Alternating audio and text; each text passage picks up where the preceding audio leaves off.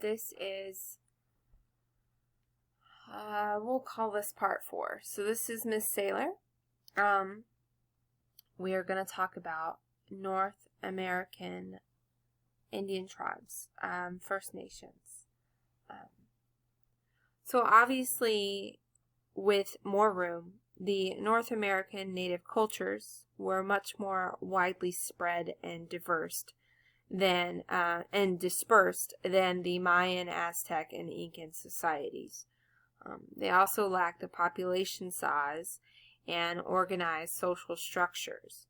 Although the cultivation of corn had made its way north, many of these tribes still practice hunting and gathering techniques instead of living in one specific place. In the southwest part of today's United States dwelled several groups we collectively call the Pueblo. This means town or village in Spanish, which the Spanish gave them their name, because they lived in small, permanent stone and mud buildings with thatched roofs. There are 3 main groups to the Pueblo people. The Magyan, which thrived in what is now New Mexico from about 150 BCE before Common Era and to 1450 CE Common Era. They developed a distinctive artistic style for painting bowls, to which they're still known for. Then you have they were called the Hohokam or Hohokim, depending on who you ask. These guys built extensive irrigation systems, started at about 600 CE to irrigate the desert. They grew fields of corn, beans, and squash. You can see the typical diet of many of these people. Then you have the 3rd group of Pueblo, the Anasazi, whose name means ancient enemy or ancient ones. They existed in the high deserts of New Mexico. They carved out their homes from steep hills, accessed only by ladder or ropes so that they could pull them up in case they were attacked by enemies. A few centuries later, however, probably because of drought, the Pueblo people actually abandoned their cities. Present-day descendants of them are the Hopi and the Zuni tribes. You also have the Hopi culture. These were groups of people who live in present-day Ohio River Valley, and they achieved their cultural apex, peak is another word choice, I guess, from the 1st century CE to 400 CE. They were small, like those in the Southwest. They utilized waterways. They developed trade routes stretching from Canada to Louisiana. They exchanged goods, obviously. From the coast, they received shells. From Canada, copper. From the Rocky Mountains, obsidian. They made exquisite necklaces and carvings. Basically, what remains of their culture today is ginormous burial grounds, burial mounds, and earthworks that they did.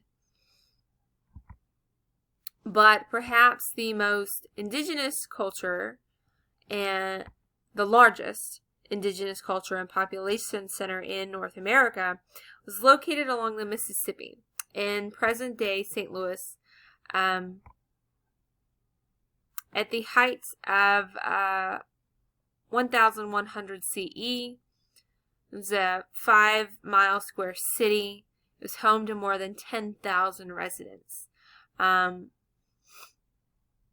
city also contained 120 earth mounds or pyramids, each dominating a particular neighborhood, and each of which lived a leader who exercised authority over the surrounding area. However, after 1300 CE, the civilization declined possibly because the area became unable to support large populations. If you think about St. Louis today, it floods a lot due to the Mississippi. You can make the assumption there. This is that city that's outside of what is modern-day St. Louis that I'm discussing. These are some of the mounds and artworks that they built. These groups, though, understand they by no means were unified. Warfare was incredibly common between tribes when they sought to increase hunting and fishing areas. But they had some shared common traits. Typically, they had a chief or a group of tribal elders who made decisions. Although the chief was male, usually women were selected and counseled him. Gender roles were not as fixed as they were in the patriarchal societies of Europe, Mesoamerica, and South America.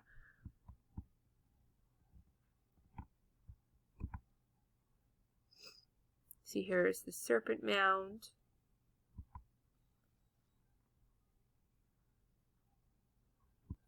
Here are some Iroquois Longhouses. So these are some of these houses you would have seen.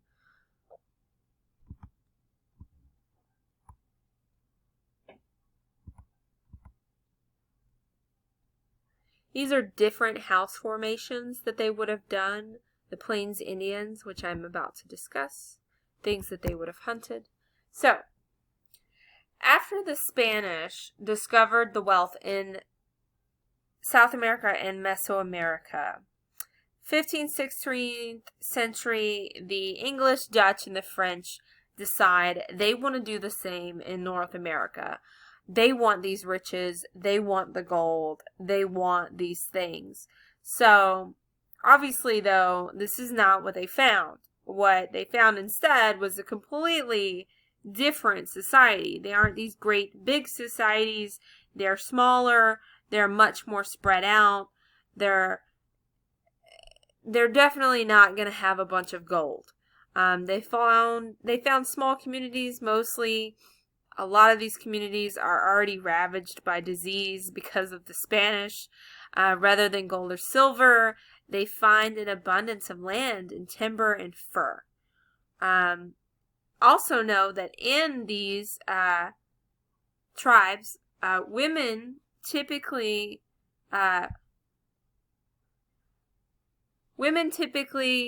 cultivated the corn, beans, squash. They harvested most of the nuts and vegetables and fruit with berries. Men typically hunted and fished and provided protection, but both took on responsibility of raising children. And most of these societies in the East were matriarchal. You have the Iroquois, the Muscogee, the Cherokee. Women in these tribes had both power and influence. They counseled the chief. They passed on traditions to the tribes. This matriarchy changed dramatically with the coming of the Europeans, who introduced some forcibly their own customs and traditions to the natives. Also understand that tribes often claimed certain hunting grounds, usually identified by geographical landmarks, but they didn't actually practice or have a concept of private land ownership. A person's possessions included only what he or she had made, such as tools or weapons. It's that European Christian worldview that viewed land as a source of wealth, which obviously I'll discuss this later at length, but the idea of American exceptionalism and manifest destiny does come from that European Christian worldview of land is money and land is power. So upon arrival in North America, Europeans found no fences. They find no signs of designating ownership. So land and the game, the food resources that all populate it, that are in excess, they believe they're just there for the taking. They are their God-given rights to take them. So, that's where I'm going to end this lecture. Please continue to read your chapter. The next lecture is going to be over Europe and their interests in North America, and then also Africa.